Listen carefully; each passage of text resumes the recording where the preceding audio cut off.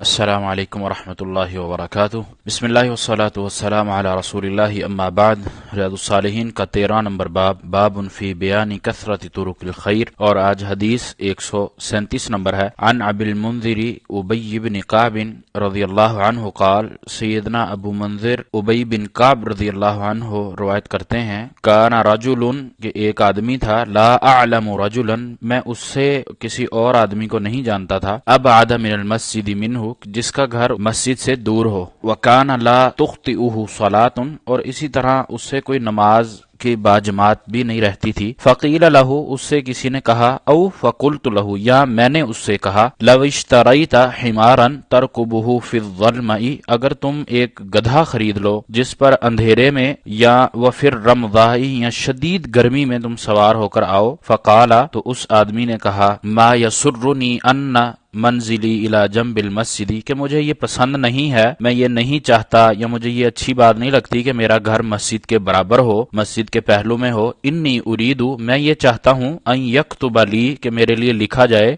ممشایا، ہر قدم الی المسجد، مسجد کی طرف جو میں چلتا ہوں اس کے بدلے ہر قدم میرا لکھا جائے، ورجوعی، اور اسی طرح جب میں واپس لوٹتا ہوں، اذا رجعت الی اہلی، جب میں گھر کی طرف جاتا ہوں، یعنی مسجد کی طرف میرا آنا اور میرا واپس جانا، یہ دونوں لکھے جائیں۔ فقال رسول اللہ صلی اللہ علیہ وسلم، تو اللہ کے نبی علیہ الصلوۃ والسلام نے فرمایا، قد جمع اللہ لک ذلک کلہ، کہ اللہ تعالیٰ نے یہ سب تیرے لیے جمع کر دیا ہے۔ رواہ مسلم، یہ صحیح مسلم کی حدیث ہے۔ وفی روایت، اور اسی طرح ایک دوسری روایت میں ہے، ان لک ما احتسبت، تیرے لیے وہ ثواب ہے جس کا تو نے ارادہ کیا ہے، یعنی کہ وہ آدمی جس کا گھر مسجد سے اتنا دور تھا کہ کسی اور کا اس کی نسبت دور نہ تھا، اور اس سے سیدنا ابی بن کعب کہتے ہیں، میں نے مشورہ دیا، اس کو کہا کہ ایک گدھا خرید لو جس کے ذریعے تمہیں آسانی ہو جائے، تم سوار ہو کر آؤ اس پر، لیکن وہ شخص یہ چاہتا تھا کہ میں پیدل چل کر مسجد کی طرف آؤں اور پیدل چل کر میں اپنے گھر کی طرف جاؤں، یعنی مسجد کی طرف آنا جانا میرا پیدل ہو، اور اس کے بدلے مجھے نیکی ملے، ثواب ملے، میرا یہ ہر قدم جو ہے وہ لکھا جائے، میرے حساب میں، میرے نامہ اعمال میں لکھا جائے۔ اسی طرح اس حدیث میں جو الرمضاء لفظ استعمال ہوا ہے، الرمضاء، اس کا معنی ہے تپتی ہوئی زمین، یعنی گرمی کی شدت کی وجہ سے زمین جب گرم ہو جاتی ہے تو اس پر چلنا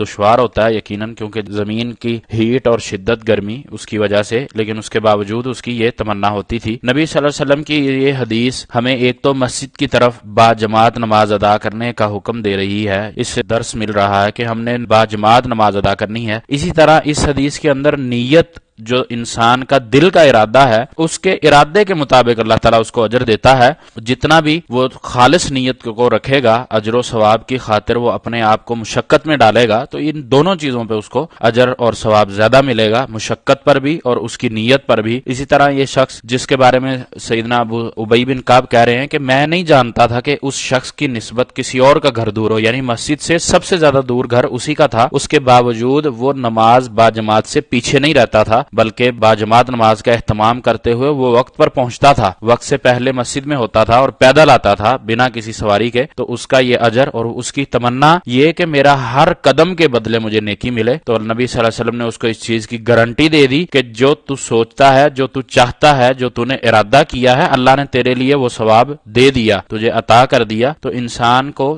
کوئی بھی نیکی چھوٹی یا بڑی اس کو چھوڑنا نہیں چاہیے، اس کو مس نہیں کرنا چاہیے، یا انسان سوچتا ہے کہ یہ چھوٹا عمل ہے، چلو میں اسے بڑا کر لوں گا، نہیں، ایسا نہیں سوچنا چاہیے، بلکہ اس کو چھوٹے سے چھوٹا عمل بھی نیکی کا وہ کرنا چاہیے، اور اس کا جذبہ جو ہو، اس کے جو دل کا ارادہ ہو، وہ اللہ سے بڑے ثواب کی نیت کے ارادے کے ساتھ وہ عمل کرے، اللہ تعالیٰ اس کو دیتا ہے۔ اللہ تعالیٰ سے دعا ہے کہ اللہ تعالیٰ ہمیں عمل کی توفیق دے اور صحیح سنت والا عمل کرتے ہوئے ہماری زندگی گزارنے کی ہمیں توفیق دے۔ وما توفیقی الا باللہ، علیہ توکلت و الیہ انیب۔